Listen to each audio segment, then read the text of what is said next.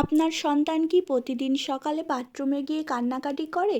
শক্ত মলত্যাগের সমস্যায় কি সে সারাক্ষণ যন্ত্রণায় ভোগে?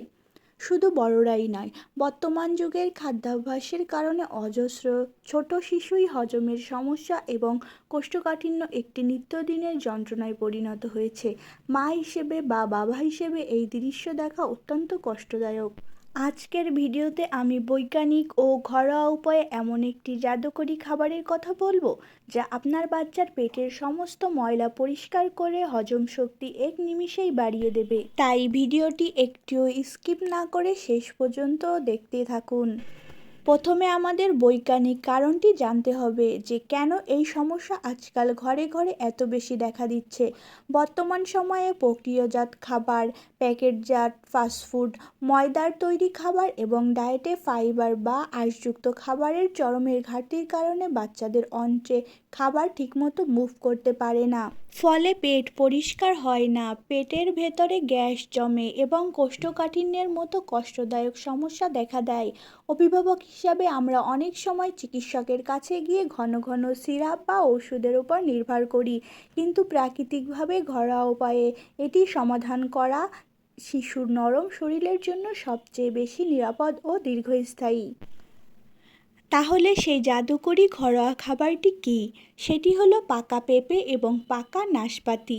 বিশেষ করে পাকা পেঁপেতে রয়েছে প্রচুর পরিমাণে ডায়েটারি ফাইবার এবং প্যাপাইন নামক একটি বিশেষ প্রাকৃতিক এনজাইম, যা অন্ত্রের ভেতরে নড়াচড়া বহুগুণ বাড়িয়ে দেয়।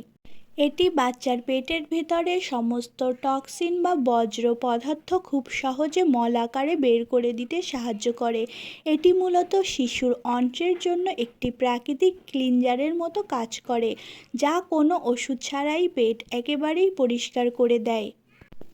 এখন প্রশ্ন হলো, এটি কিভাবে খাওয়াবেন?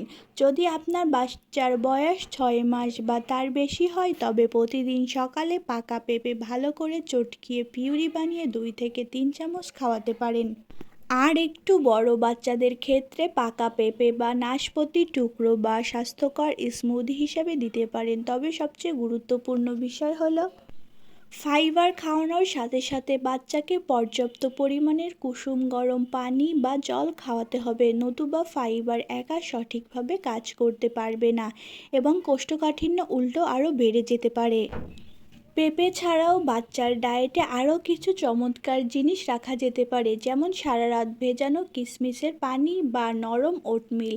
এগুলো শিশুর অন্ত্রের ভেতরে ভালো এবং গুড ব্যাকটেরিয়া বাড়াতে এবং পেট পরিষ্কার রাখতে জাদুর মতো কাজ করে। তবে মনে রাখবেন, বাইরের প্যাকেটের খাবার, ময়দা বা জাঙ্ক ফুড জাতীয় খাবার সম্পূর্ণ বন্ধ রাখুন, কারণ এই প্রক্রিয়াজাত খাবারগুলো পেটের সমস্যাকে আরও শতগুণ বাড়িয়ে দেয় এবং অন্ত্রের ক্ষতি করে। খাবারের পাশাপাশি আরেকটি অত্যন্ত কার্যকরী উপায় হলো পেটে হালকা মাসাজ। ঘড়ির কাঁটার দিকে বা ক্লকওয়াইজ বাচ্চার পেটে হালকা হাতে একটু অলিভ অয়েল বা নারকেল তেল দিয়ে মাসাজ করলে পেটের ভেতরে থাকা গ্যাস খুব দ্রুত বের হয়ে যায়। পাশাপাশি বাচ্চাকে সারাদিন একটু ঘরের ভেতর হাঁটাচলা বা শারীরিক খেলায় যুক্ত রাখুন, কারণ ফিজিক্যাল অ্যাক্টিভিটি বা নড়াচড়া অন্ত্রের গতিশীলতাকে সচল রাখতে দারুণ সাহায্য করে। একটি বিষয় আপনাদের সবসময় মনে রাখতে হবে, ঘরোয়া উপায় সাধারণত কয়েকদিনের মধ্যেই কোষ্ঠকাঠিন্য দূর হয়ে যায়।